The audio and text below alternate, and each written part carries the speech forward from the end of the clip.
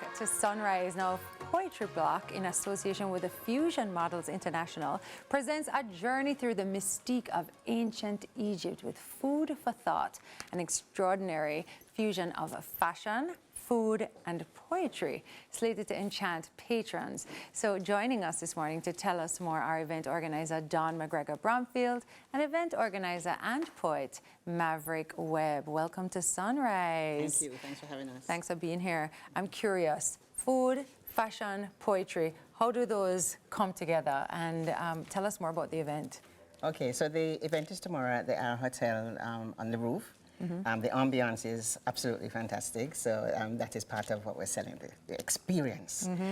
Food for Thought has been around since 2013, 2014. It actually started then, and we had different themes as we had the different shows, but the primary thing was the poetry and infused with the models, the fashion show. For the first time tomorrow, we are including the food. So literal food for thought, we're going to actually have food. So when you come, you get all three.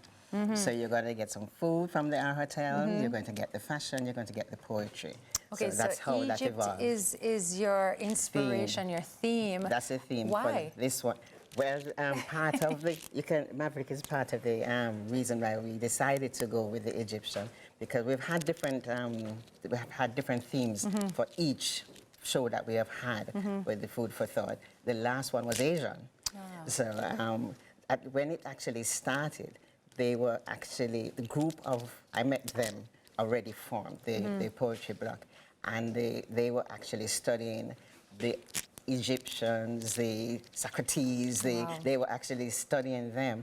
And so it's like full circle coming back and bringing the Egyptian theme into a little bit of Jamaican infusion. Okay, I like that. I want to know more about the lineup for the night and, you know, what people can expect if they join you tomorrow. Like, what is the lineup? Okay, so there will be an open mic. So that Speaking of mic, I'm just going to move your necklace right this way because it's tapping a little bit. Well, let me mention this. Yes, please. Talk about it. Because this is actually handmade by Lorraine Synchrony. Oh, lovely. And she'll be there tomorrow. Oh, lovely. And she will have her handmade jewelry there. Beautiful. So let's just plug her there. I love that. What a great moment, your necklace. Yes. So that's part of what they can expect. Got it. Okay. So there'll be open mic. We actually have Sanjay with some music. Great. We have persons who are international. Well, I'm internationally awarded poet, and there are some JCDC awarded poets and stuff. So well-known poets that will be on the lineup, as well as the fusion fashion, and we have 3 designers. So that is something that they have to be excited I know you do have see. a few local designers. What makes Ngazi stand out as one of the designers who will be featured tomorrow? Okay, so one of the, Maverick would be good to answer that question because he was the person who formed the relationship first. So if you wanted to speak a little bit about their designing.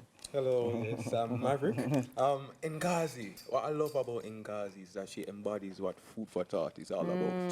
The fusion of the art forms, you know? And when you look at her pieces, that's what you get. You know, so Ngazi, they have the pan board and the Love that. So it's tomorrow. Tomorrow at 6 o'clock. And we're going from 6 to 10. Wonderful. Food for thought. We don't want to miss it. We're going to be hearing a poem from you just now, and we're going to be seeing some amazing fashion. So we're going to step to the side and let you do your thing, Maverick. All right. Awesomeness.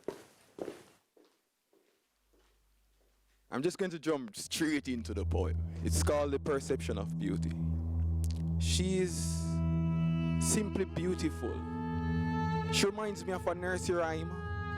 She sells seashells by the seashore, but I'm sure that none is as fine as her ebony skin on the coastlines. Just a little touch from the sunshine on her pores grips her skin top and her magnificent tops into something the seas has never seen before. The ocean waves and smiles at her amazement and asks the moonlight to give him her silhouette to explore.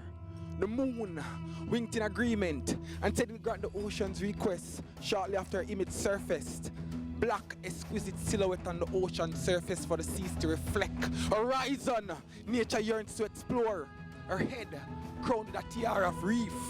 Birthright from the origin of creation, the natural selection, nature's Miss Universe. Saw the world change because of an envious, jealous, and pale breeze. She felt against her skin, she felt against her melanin. With each breath it breathed from its throat came propaganda, propaganda that she was the inverse. She was uncrowned. The gust of wind put her down. It made her uncomfortable in her own skin. It silenced the memories of the days when the ocean would wear its best blue suit in pursuit of her naked beauty, no shells. It covered her ears. They could no longer hear the sound of heaven's heart when it would sing her praises, or when it fell like lightning and made a thunderous noise, waking up the tides. Not one wave was asleep, splashing, dashing at her feet. Sand grains would gather to touch her feet. It was only natural for nature to fall in love with her beauty that even attracted gravity. Queen Nefertiti from along the river Nile.